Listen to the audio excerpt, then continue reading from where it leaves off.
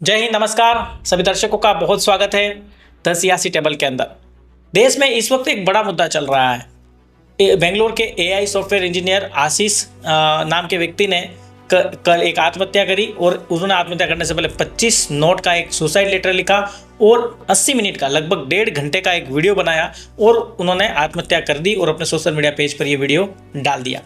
आत्महत्या का कारण उन्होंने बताया कि उनकी पत्नी ने उनसे अलग हो गई है और उस पर 9 अलग अलग धाराओं में केस दर्ज कर रखा है और इस केस को लेकर के वो इतने परेशान और इतने पीड़ित और कुंठित हो गए हैं कि वो अब अपनी ज़िंदगी समाप्त करना चाहते हैं।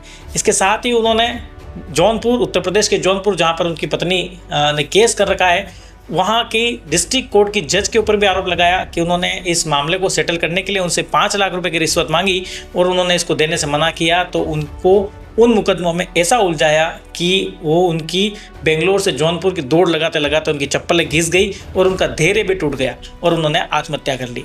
उनकी आत्महत्या के बाद उनके माता पिता सामने आए, उनकी माँ का रो रो करके बुरा हाल है। तो वहीं उनके ससुराल पर जब मीडिया पहुंची तो वो अपना घर बंद करके भाग गए। इस घटना के बाद देश के लोग, सोशल मीडिया और समाज के लोग अलग अलग 2 भागों में बांट गए हैं। कुछ लोग हैं जो कहते हैं कि आशीष ने जो किया, ऐसे हज़ारों केस हमारे देश में हैं जो कि आपसी लड़ाई का, दहेज के आरोप को लगा करके झूठा मुकदमे दर्ज करवाते हैं और आदमियों को एटीएम मशीन समझते हैं। उनसे एलिमनी के नाम पर, उनके गुजारा भत्ता के नाम पर उनसे हज़ारों लाखों रुपए उनसे ऐंठे जाते हैं और उनकी ज़िंदगी तबाह की जाती है। तो वहीं एक लड़ा ये है जो महिलाओं के पक्ष में खड़ा है कि दहेज प्रथा अधिनियम कानून जो है उसकी बहुत सख्त ज़रूरत है, क्योंकि कई सालों से, सैकड़ों सालों से जो हमारे समाज है वो मेल डोमिनेटिंग है, यानी कि पुरुष जो है वो सर्वे सर्वा है, महिला को दबाता है और महिला को समाज में पूरा बराबर का स्थान अभी तक नहीं मिला है।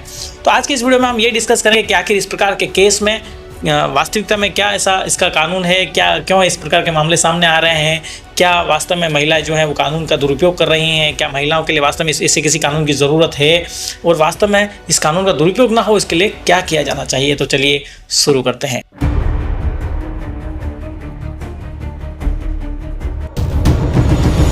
तो सबसे पहले आपको बता दें कि दहेज प्रथा अधिनियम कानून 1961 जब लागू किया गया तो उससे पहले हमारे देश में और 1961 के बाद भी और आज भी इतना देश जब आगे बढ़ चुका है, आज भी महिलाओं के ऊपर उत्पीड़न के हजारों, लाखों, सैकड़ों केस दर्ज होते हैं दिन में और कई सारे केस ऐसे दर्ज होते हैं जिसमें रियलिटी भी होती है। और हमारे दूर दराज के गाँवों में अगर आप जाकर के देखेंगे तो आज भी महिलाओं के साथ मारपीट होती है, उनके साथ भेदभाव होता है, उनको कई सारी अपॉर्चुनिटी नहीं मिलती, कई सारा ऐसा काम होता है।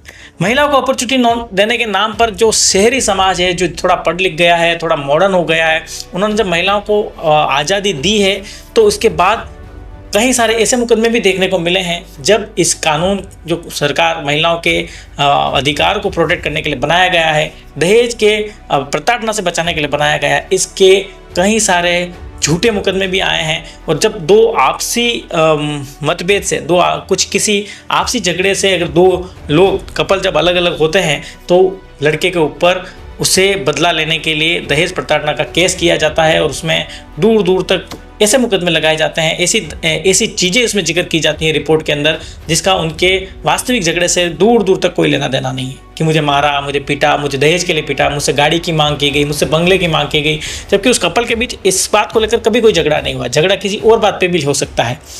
तो महिला के दहेज वाला जो कानून है जो सरकार ने 1961 में पास किया, उससे पहले और आज भी कई सारी ऐसी सोसाइटी हैं जहाँ पर दहेज को लेकर के हैवी डिमांड की जाती है। लड़की होना पाप हो जाता है, लड़की के बाप को इस लेवल से टॉर्चर किया जाता है, उनसे डिमांड की जाती है। अगर आपकी कई बार तो लड़के की जितनी हैसियत है उससे ऊपर की डिमांड की जाती है। 10-10 लाख की, 20-20 लाख की 4 व्हीलर गाड़ियाँ मांगी जाती हैं, बंगला प्लॉट मांगा जाता है और एक अच्छा सा, प्यारा सा, सुंदर सा तर्क दिया जाता है कि आपकी बेटी के ही तो काम आएगा। तो भैया, बेटी के काम आएगा ये तो उसके माँ बाप डिसाइड करेंगे ना। तुम भिखारियों की तरह, भीख मंगों की तरह तुम थोड़ी डिसाइड करोगे कि उसको 20 लाख की गाड़ी चाहिए, कि बंगला चाहिए, प्लॉट चाहिए, क्या चाहिए। अरे लड़की को क्या चाहिए या क्या देना है ये तो लड़की का बाप तय करेगा, उसका पिता तय करा। तुम जब शादी तय करने जाते हो तभी क्यों डिमांड करते हो क्या देंगे। मेरे कुछ मिलने वाले मित्र हैं, उनसे जब इस मामले में बात हमारी हुई तो उनके सोसाइटी के अंदर इस प्रकार का चलन है कि वो 15-15, 20-20 लाख रुपए दहेज में देते हैं। और जितना एजुकेटेड लड़का होता है, मान लीजिए कोई डॉक्टर है, कोई इंजीनियर है, कोई RS IAS अधिकारी है, तो उस लड़के की रेट जो है वो बढ़ जाते हैं, लाखों से करोड़ों में पहुंच जाते हैं। तो ऐसा लड़की का बाप यानी लड़की के माँ बाप इसलिए ऐसा करते हैं कि उनकी लड़की को हायर एजुकेटेड, हायर कमाने वाला, व्यवस्थित लड़का मिले, इसके लिए वो पे करते हैं। पे मतलब 5 लाख, 10 लाख, 20 लाख देंगे तो उनको मान लीजिए कोई टीचर मिलेगा गवर्नमेंट सर्वेंट, 30 लाख देंगे तो उनको इंजीनियर मिलेगा, 50 लाख देंगे डॉक्टर मिलेगा, 1 करोड़ देंगे तो IAS RS अधिकारी मिलेगा। तो ये लड़के को खरीदते हैं। तो इस प्रकार का चलन है। और उनका तर्क ये था कि जिसके घर में लड़की है उसके घर में लड़का भी है, तो जब अपनी लड़की के टाइम पे देता है तो लड़के के टाइम में उसे वापस भी मिलता है। तो ये ठीक उनके समाज का वो सिस्टम समझते हैं, मानते हैं। लेकिन मेरा मानना है, मुझे ये समझ में आता है कि दहेज की ज़रूरत क्या है। जब आपके घर में लड़का है और आपको दहेज लेना नहीं है, तो आपके घर में लड़की है तो आपको देना नहीं है। समाज में जब सुधार कैसे होगा? सुधार तो ऐसे ही होगा। लेकिन जो लोग दहेज लेते हैं, इस प्रकार के केस में जब झूठे मुकदमे दर्ज होते हैं, और सबसे बड़ी एक रोमांचक बात आपको बताता हूँ, कोर्ट के अंदर पति पत्नी के झगड़ों के जो केसेस हैं उसको अगर आप देखें या उसके अगर सर्वेज अगर आप करें तो 90% तक आपको केस पति पत्नी के झगड़ों के आपको एजुकेटेड कपल के मिलेंगे, जो पढ़े लिखे हैं, जो ज़्यादा हायर एजुकेटेड हैं, सिटी के अंदर रहते हैं, बड़ी समाज के अंदर रहते हैं, अपने आप को फेमिनिस्ट कहते हैं, अपने आप को वेल ट्रेंड, वेल एजुकेटेड कहते हैं, एक हायर क्लास सोसाइटी के अंदर रहते हैं। उस कपल के मुकदमे आपको कोर्ट के अंदर ज़्यादा देखने को मिलेंगे। जो गरीब तबका है, जो गांवों में रहता है, जो संस्कृति के साथ जुड़ा हुआ है, मतलब कि जिसको प्रिमेटिव कहते हैं, जो हायर एजुकेटेड फेमिनिस्ट लोग हैं उसको प्रिमेटिव कहते हैं, उस कपल का रिश्ता आपको कोर्ट में नहीं देखने को मिलेगा। चाहे भले उन दोनों कपल के बीच में बन नहीं रहे हो, लड़ाई झगड़े हो रहे हो, कुछ भी हो रहा हो, लेकिन वो रोज़ शाम को सुबह झगड़ते हैं, शाम को साथ रहते हैं। भले 4 दिन बात नहीं करेंगे, महीना बात नहीं करेंगे, लेकिन रहेंगे साथ में। और उनके कोर्ट में केसेस नहीं मिलते। कोर्ट में केसेस मिलते हैं पढ़े लिखे लोगों के, फेमिनिस्ट लोगों के।